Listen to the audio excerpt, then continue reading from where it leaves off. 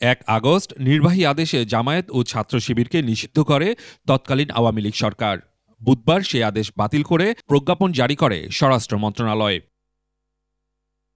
জামায়াতের আইনজীবী শিশির মনির বলেন, প্রতিরক্ষা গোয়েন্দা মহাপরিদপ্তর এনএসআই ও এসবির রিপোর্টে জামায়াত সন্ত্রাসী কর্মকাণ্ডে জড়িত এমন তথ্য না পাওয়ায় জামায়াত নিষিদ্ধের আদেশ বাতিল করা হয়েছে। যে নিষিদ্ধের আদেশটি দেওয়া হয়েছিল ১ আগস্ট, এটি প্রত্যাহার হয়নি, এটি বাতিল হয়েছে। যে কারণে ওনারা নিষিদ্ধ করেছিলেন সবগুলো রিপোর্টে একই ধরনের রিপোর্ট এসেছে যে সন্ত্রাসী কর্মকাণ্ডের সঙ্গে জড়িত এই ধরনের কোনো বিশ্বাসযোগ্য কোনো কিছুই কেউ খুঁজে পাননি। ভিত্তিহীনভাবে তখন নিষিদ্ধ ঘোষণা করা হয়। আমরা যেটি আগেই বলেছিলাম যে আসলে এটি ছিল অসৎ উদ্দেশ্য প্রণোদিত।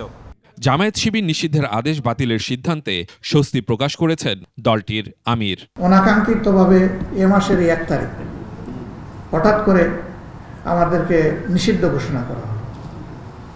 যে ছাত্র সংগঠনটি আমাদেরকে ভালোবাসে, আমরা যাদেরকে ভালোবাসি তাদেরকেও নিষিদ্ধ করা হয়।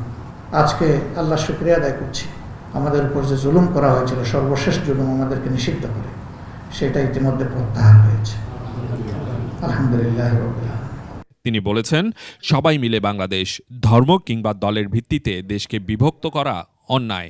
আমরা সবাই মিলেই বাংলাদেশ, এখানে ধর্ম কিংবা দলের ভিত্তিতে বাংলাদেশকে বিভক্ত করা চরম অন্যায়। আমরা সমাজের সব দিক থেকে হাতগুলাকে এক জায়গায় নিয়ে আসি আর একটা শপথ নিই যে আমরা জাতীয় স্বার্থে এক। যেখানে জাতির স্বার্থ জড়িত সেখানে বিভক্তি একেবারেই অগ্রহণযোগ্য। এই জায়গাটায় আমাদেরকে অবশ্যই ঐক্যবদ্ধ হতে হবে। নির্ভয়ে সবাই দায়িত্ব পালন করতে পারবেন এমন দেশ গড়ার কথা জানান জামায়াতের আমির। আপনাদের কলম মুক্ত হোক, শানিত হোক। মাহমুদ হাসান, ২১ টেলিভিশন, ঢাকা।